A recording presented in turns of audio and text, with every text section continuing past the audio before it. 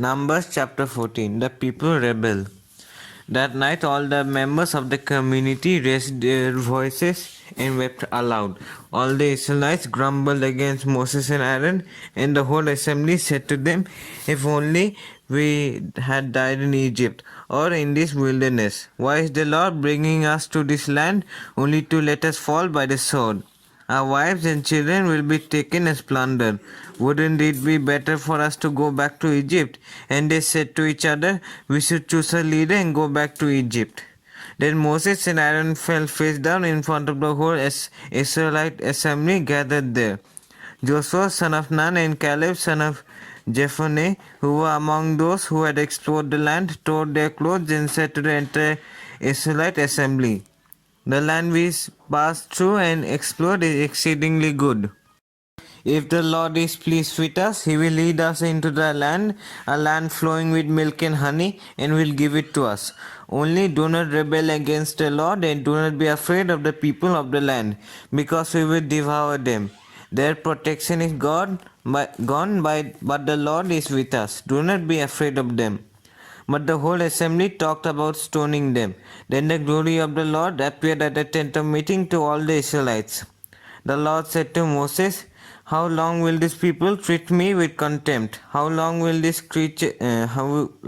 they refuse to believe in me in spite of all the signs I have performed among them? I will strike them down with a plague and destroy them, but I will make you into a nation greater and stronger than they." Moses said to the Lord, "Then the Egyptians will hear about it. By your power you brought these people up from among them, and they will tell the inhabitants of this land about it. They have already heard that you, Lord, are with these people, and that you, Lord, have been seen face to face, that your cloud stays over them, and that you go before them in a pillar of cloud by day and a pillar of fire by night.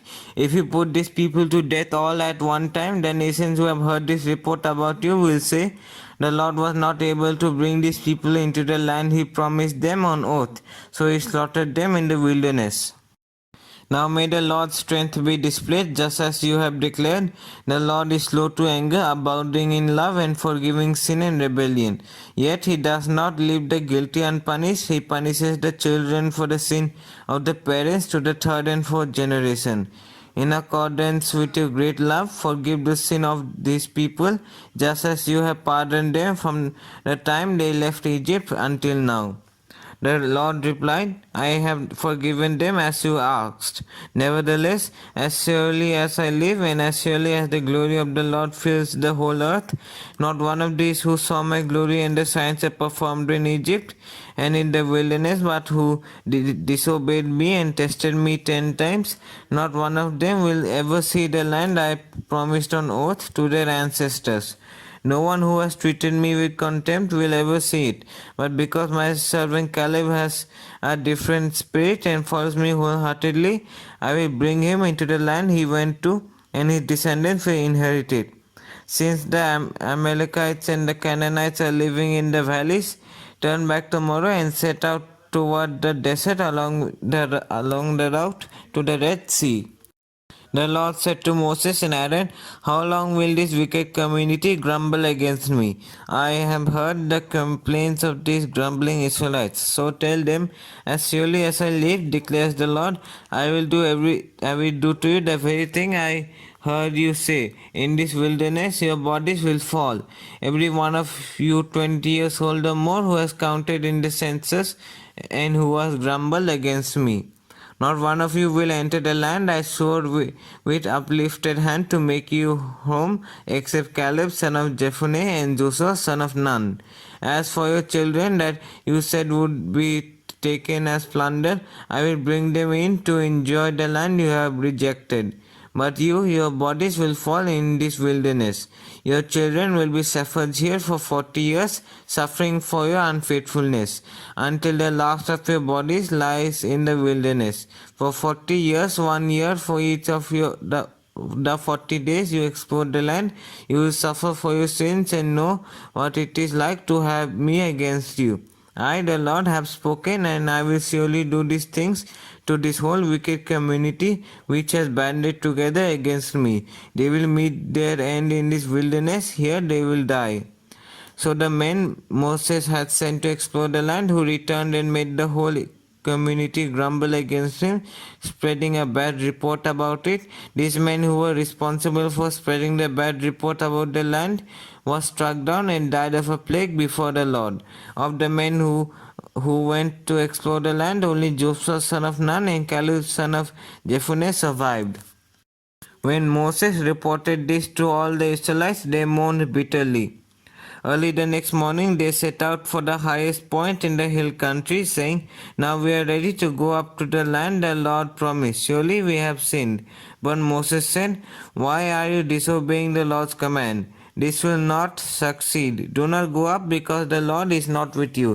You will be defeated by your enemies, for the Amalekites and the Canaanites will face you there. Because you have turned away from the Lord, He will not be with you, and you will fall by the sword." Nevertheless, in their presumption, they went up towards the highest point in the hill country, though neither Moses nor the ark of the Lord's covenant moved from the camp. Then the Amalekites and the Canaanites who lived in that hill country came down and attacked them and beat them down all the way to Hormah. Numbers chapter 15. Supplementary offerings. The Lord said to Moses, "Speak to the Israelites and say to them, after you enter the land I am giving you as a home, and you present to the Lord food offerings from the herd or the flock, as an aroma pleasing to the Lord, whether burnt offerings or sacrifices, for special vows or freewill offerings or festival offerings, then the person who brings an offering shall present to the Lord a grain offering of a tenth of a ephah of the finest flour mixed with a quarter of hin of olive oil. With each lamb for the burnt offering or the sacrifice, prepare a quarter of a hin of wine as a drink offering. With a ram, prepare a grain offering of 2/10 of a ephah of the finest flour mixed with a third of a hin of olive oil and a third of a hin of wine as a drink offering. Offer it as an aroma pleasing to the Lord. When you prepare a young bull as a burnt offering or sacrifice for a special vow or a fellowship offering to the Lord, bring with the bull a grain offering of 3/10 of a ephah of the finest flour mixed with half a hin of olive oil, and also bring half a hin of wine as a drink offering. This will be a food offering and aroma pleasing to the Lord. Each bull or ram, each lamb or young goat is to be prepared in this manner. Do this for each one, for as many as you have prepared. Everyone who is native born must do these things in this way when they present a food offering as an aroma pleasing to the Lord. For the generations to come, whenever a foreigner or anyone else living among you presents a food offering as an aroma pleasing to the Lord, they must do exactly as you do. The community is to have the same rules for you and for the foreigner residing among you. This is a lasting ordinance for the generations to come. You and the foreigner shall be the same before the Lord. The same laws and regulations will apply to both of you and to the foreigner residing among you. The Lord said to Moses, "Speak to the Israelites and say to them, when you enter the land to which I am talking, you eat the food of the land. Present a portion of an offering to the Lord. Present a loaf from the first of your ground meal and present it as an offering from the threshing floor. Throughout the generations to come, you are to give this offering to the Lord from the first of your ground meal." Offerings for unintentional sins.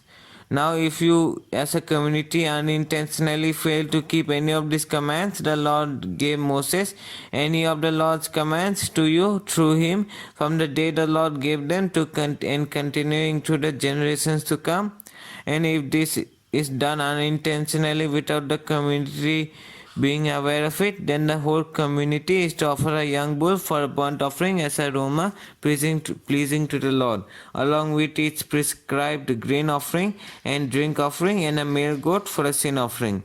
The priest is to make atonement for the whole Israelite community, and they will be forgiven, for it was not intentional, and they have presented to the Lord for their wrong a food offering and a sin offering. The whole Israelite community and the foreigners residing among them will be forgiven, because all the people were involved in an unintentional wrongdoing. But if just one person sins unintentionally, that person must bring a year-old female goat for a sin offering. The priest is to make atonement before the Lord for the one who erred by sinning unintentionally, and when atonement has been made for them, they will be forgiven. One and the same law applies to everyone who sins unintentionally, whether a native-born Israelite or a foreigner residing among you.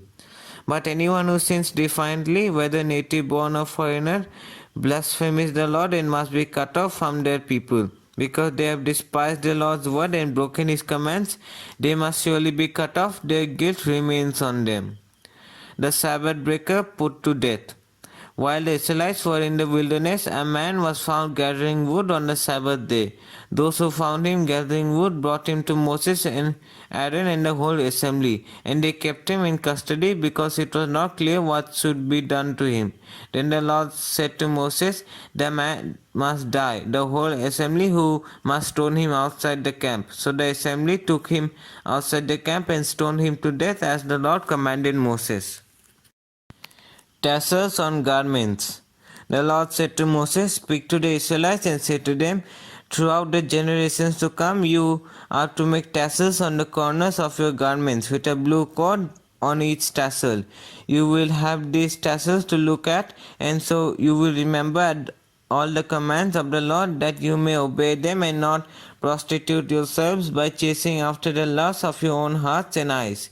Then you will remember to obey all my commands and will be consecrated to your God. I am the Lord your God who brought you out of Egypt to be your God. I am the Lord your God."